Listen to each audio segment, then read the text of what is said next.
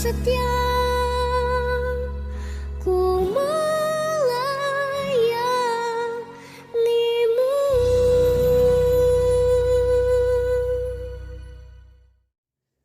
Salam jumpa, hai saudara yang diberkati oleh Tuhan. Selamat bergabung dalam pelayanan Rema Sabtu. Saat ini kita akan membaca firman Tuhan yang terdapat dalam 1 Raja-Raja pasal 3 ayat 28 dan Yakobus pasal 3 ayat 13 sampai ayatnya yang ke-18. Sebelum kita membaca firman Tuhan ini, sebelum kita merenungkan firman Tuhan ini, mari kita berdoa. Tuhan Yesus, Engkau berfirman, manusia hidup bukan dari roti saja, tetapi dari setiap firman yang keluar dari mulut Allah. Kami mau hidup dan kami mau menikmati firman-Mu. Di dalam nama Tuhan Yesus, firman yang menjadi manusia. Amin.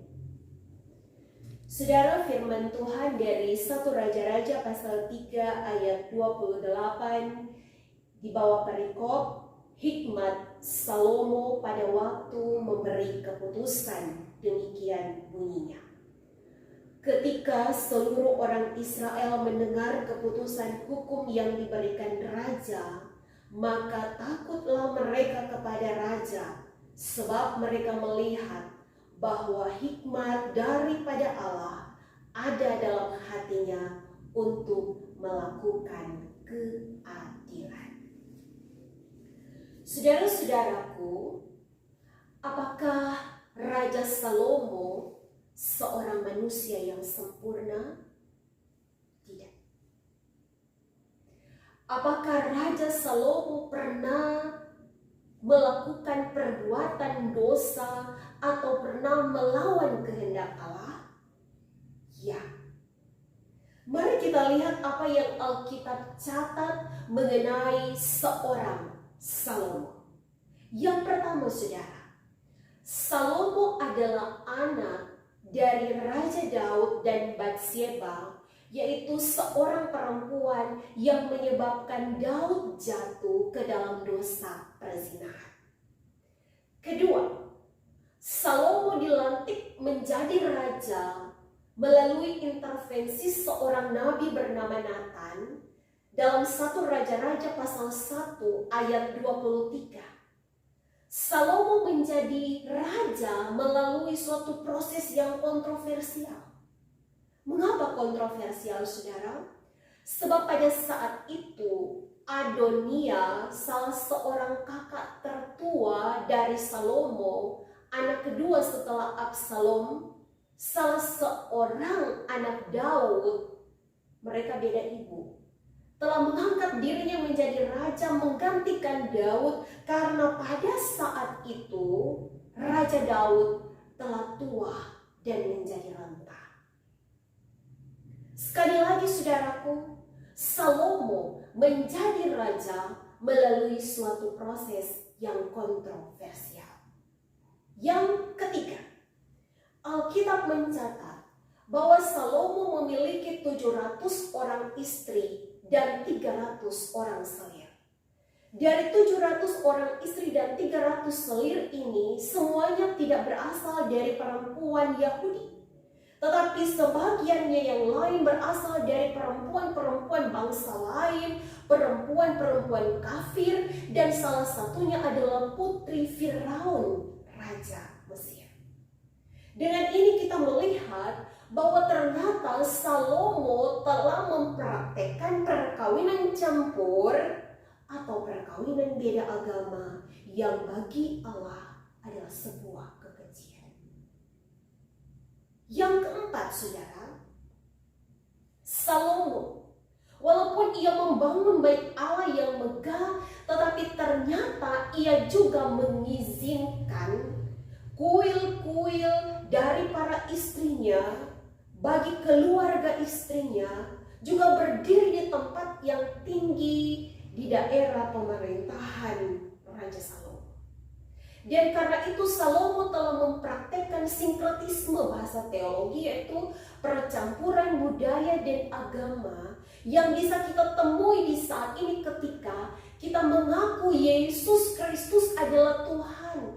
Tetapi ketika kita tidak menghadapi persoalan yang kita cari bukan Tuhan, orang masih percaya opo-opo, orang masih percaya roh-roh leluhur, orang masih percaya roh setan, dan kita pun menduakan Tuhan. Yang kelima, saudara, dicatat oleh Alkitab dalam 1 Raja-Raja pasal 4 ayat 7, bahwa ternyata Salomo adalah seorang pemimpin yang memiliki jiwa kepemimpinan. Di situ dicatat bahwa ada 12 kepala daerah, dan setiap kepala daerah ini bertanggung jawab untuk menyediakan makanan bagi Raja Salomo dan seisi istana selama 1 bulan. Dan karena itu 12 bulan dan bulan-bulan selanjutnya Salomo dan seisi istana tidak pernah kelaparan dan tidak berkekurangan. Lalu yang kelima, saudara-saudari yang dicatat oleh Alkitab dalam 1 Raja-Raja pasal 4 ayat 30, bahwa Raja Salomo memiliki kecerdasan dan hikmat melebihi Bani Timur dan Bani Mesir.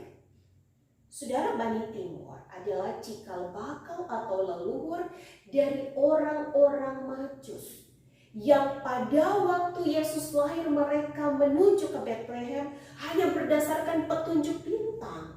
Dan karena itu kita paham bahwa pada masa itu orang-orang timur, orang-orang Majus telah menguasai ilmu astrologi atau ilmu astronomi, yaitu ilmu perbintangan, ilmu benda-benda di langit.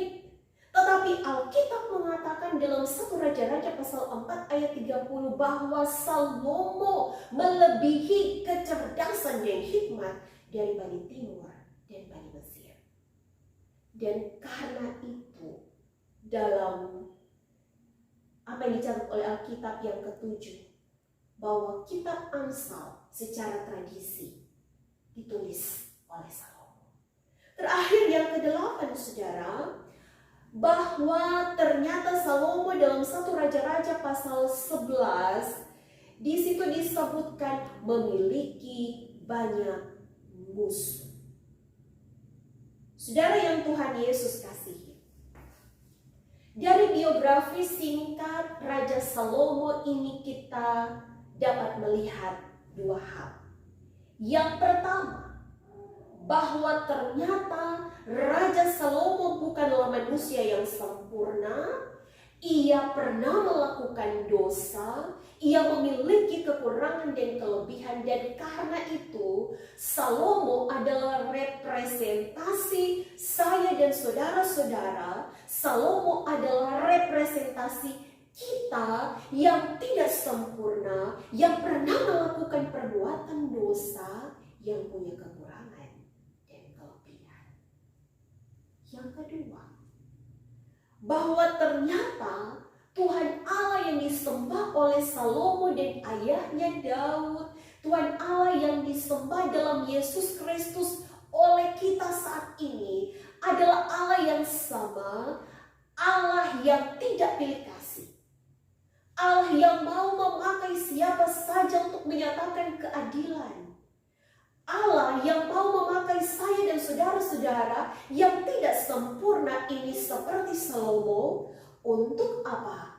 Menyatakan keadilan.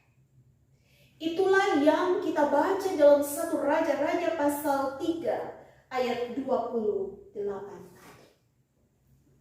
Saudara, mengapa Allah harus menyatakan keadilan? Sebab keadilan adalah salah satu sifat Allah, dan menyatakan keadilan adalah salah satu sifat Allah yang seharusnya dimiliki oleh kita sebagai anak-anak Tuhan. Mengapa Allah harus menyatakan keadilan?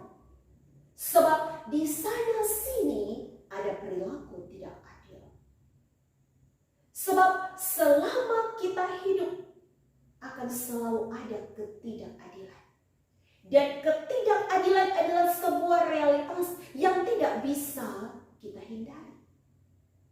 Saudara yang Tuhan Yesus kasihi,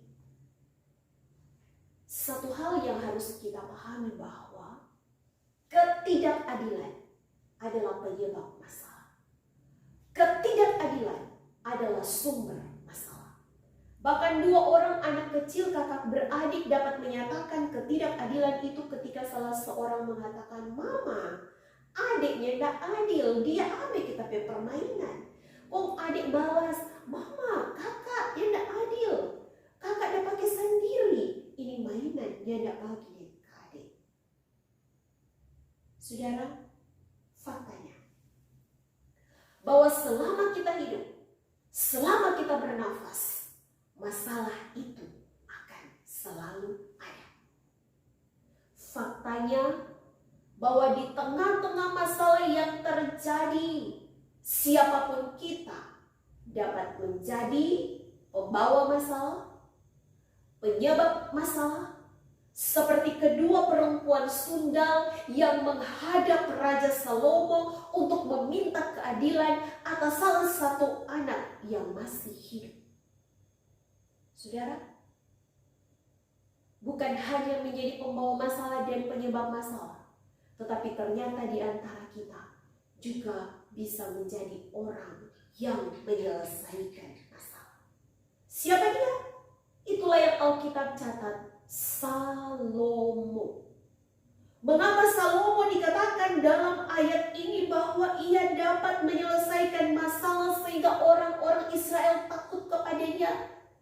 Ketika masalah yang terjadi di antara kedua perempuan ini tampak tidak ada jalan keluar. Saudara, tidak ada saksi, tidak cukup alat bukti, dan secara hukum persoalan ini tidak bisa diproses. Tetapi ternyata Salomo diberi hikmat oleh Allah dan ia bisa menyatakan keadilan kepada salah seorang perempuan yang ternyata adalah ibu kandung dari anak yang masih hidup ini. Jawabannya, Salomo dapat menyatakan keadilan sebab hikmat dari Allah ada di dalam hati Salomo. Saudaraku, ada dua hikmat. Hikmat dari atas, yaitu dari Allah, dan hikmat di dunia ini yang dicatat dalam Yakobus pasal 3 ayat 13 sampai ayat 18. Hikmat dari Allah. Saya bacakan firman Tuhan ini. Hikmat yang dari atas. Siapakah di antara kamu yang bijak dan berbudi? Baiklah ia dengan cara hidup yang baik menyatakan perbuatannya oleh hikmat yang lahir dari kelemah lembutan. Jika kamu menaruh perasaan iri hati dan kamu mementingkan diri sendiri, janganlah kamu memegahkan diri dan janganlah berdusta melawan kebenaran. Itu bukanlah hikmat yang datang dari atas, tetapi dari dunia, dari nafsu manusia, dari setan-setan. Sebab di mana ada iri hati dan mementingkan diri sendiri, di situ ada kekacauan dan segala macam perbuatan jahat. Tetapi hikmat yang dari atas ayat 17 adalah pertama-tama murni, selanjutnya pendamai, peramah, penurut, penuh belas kasihan, dan buah-buah yang baik. Tidak memihak dan tidak munafik, dan buah yang terdiri dari kebenaran ditaburkan dalam damai untuk mereka yang mengadakan damai. Saudara, ciri khas yang paling menonjol dari hikmat yang dari atas adalah ditaburkan di dalam damai. Firman Tuhan hari ini mau mengingatkan kepada kita, saudara, bahwa ada 3 huruf abjad. B, C, dan D. B artinya ber atau kelahiran. D artinya D atau death.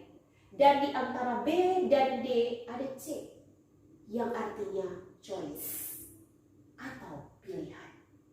Di antara hari kelahiran kita, di antara hari kematian kita, diberi pilihan. Apakah kita akan menjadi pembawa masalah, penyebab masalah, atau orang yang menyelesaikan masalah? Dengan tegas firman Tuhan menyuruh kita untuk memilih sebagai orang yang menyelesaikan masalah.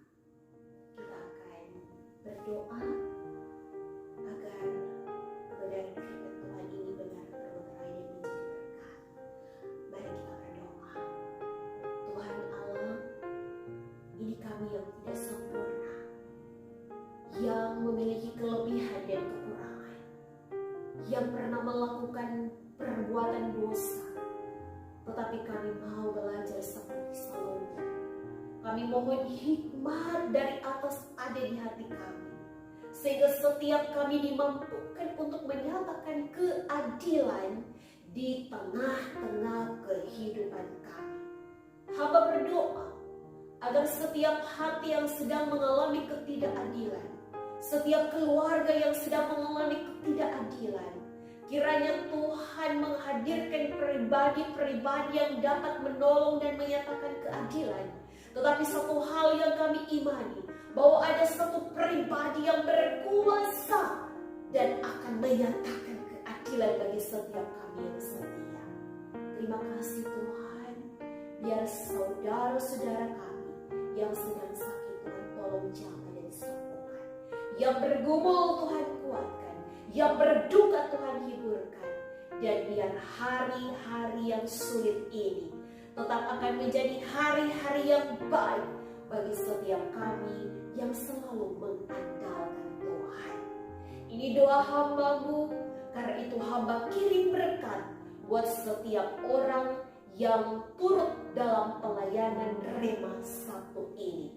Kiranya damai sejahtera Allah yang melampaui segala akal akan memelihara hati dan pikiranmu dalam Yesus Kristus Tuhan